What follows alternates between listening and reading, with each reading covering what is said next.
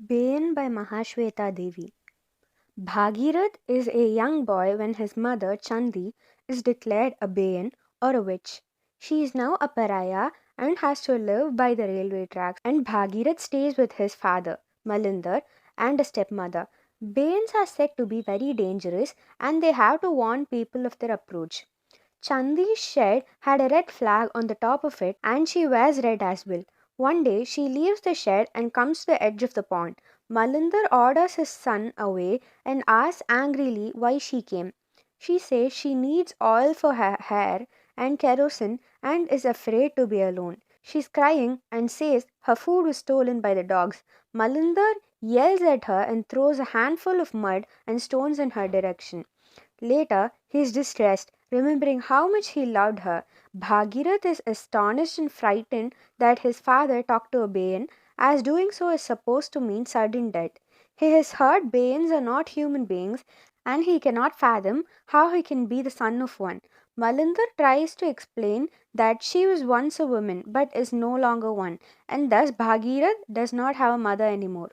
Malinder is a dom who works in cremation grounds. He can sign his name, which has elevated him above his family, and now he is respected in the community. Malinder explains that Chandi had everything when she was his wife, and he is sad that fate made a witch out of her.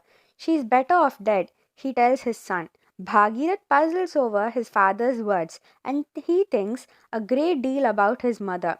He is too afraid to go to her, though wondering if he will never come back or be turned into a tree or stone.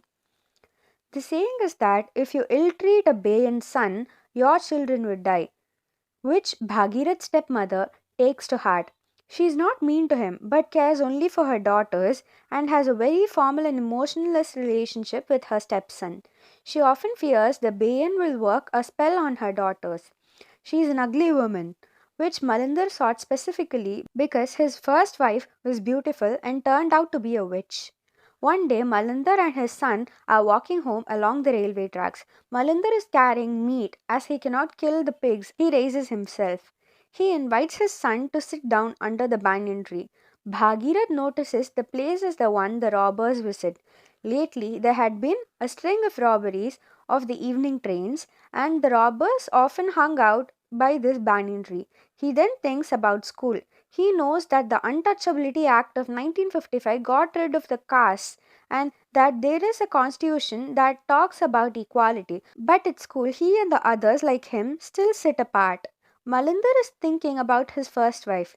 He feels the irony of his situation, which is that God came and turned the tables. He was a hard man, and his wife was lovely.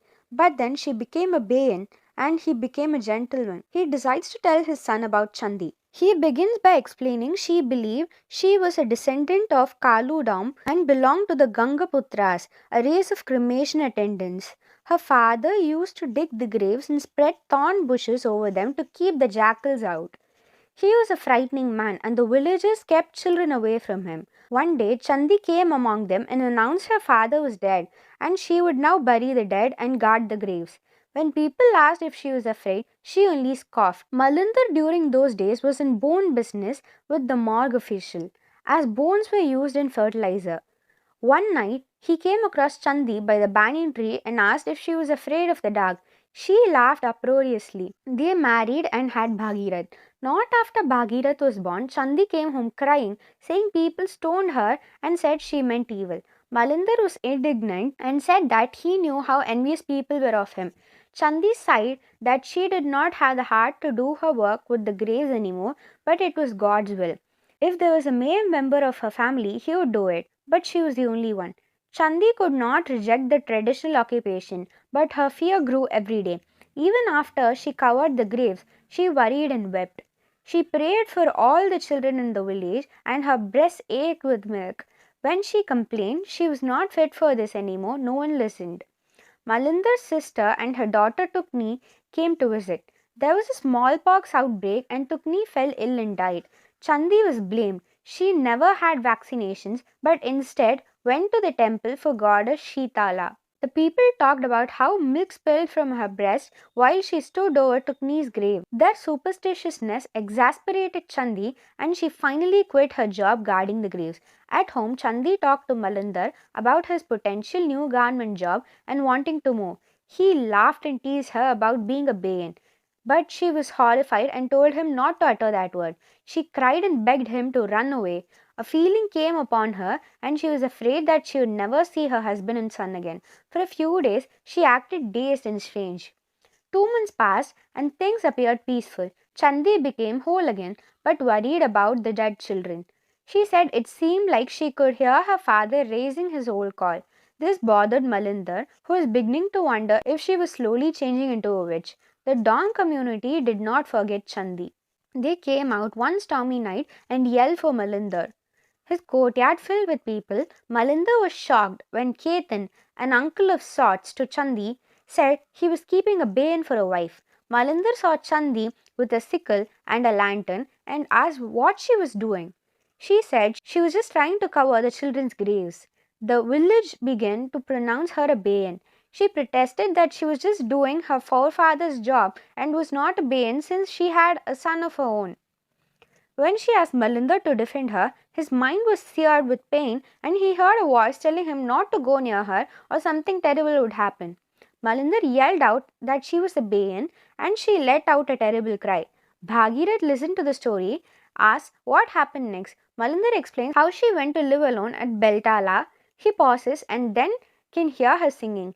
The song entered Bhagirath's soul, mingled in his blood, and reverberated in his ears like some inscrutable pain. A few days later, Bhagirath rushes to the pond, having heard his mother. He asks her if she would like a new sari or his dhoti. She replies that he should not talk to her and should not be out in this heat. He says he has heard her crying. She tells him to go home and never come near him again, or she will tell his father. She turns away. Alone that night, the Bayen reflects on how she is only a shadow of herself. It has been a long time since she thought of anything. Suddenly, she has thought that the child is in terrible danger. Malinder is clearly a thoughtless parent. She grabs a lantern and heads out along the railway tracks. There are people on the tracks piling up bamboo and she addresses them. The robbers look up at her and she tells them she knows what they are doing. They flee in fear from the Bayen. As the rain pours down, she tries to clear the tracks and prevent disaster but cannot. She wishes she actually had supernatural powers. As the train nears, she runs towards it and flails her arms and screams for it to stop. But the train's light swallowed her up. Her name becomes associated with self-sacrifice and heroism as she prevented a major train accident. The government announces she will receive a medal and asks who will receive it on behalf of the brave woman. People looked around at each other. This surprises Bhagirath, who comes forward and announces Chandi was his mother. He names her and himself and his father and begins to cry. He says she was never a Bayen. The officer doing the writing stares at him in the crowd. The Dons were silent as people condemned. The silence was suffocating and unbearable.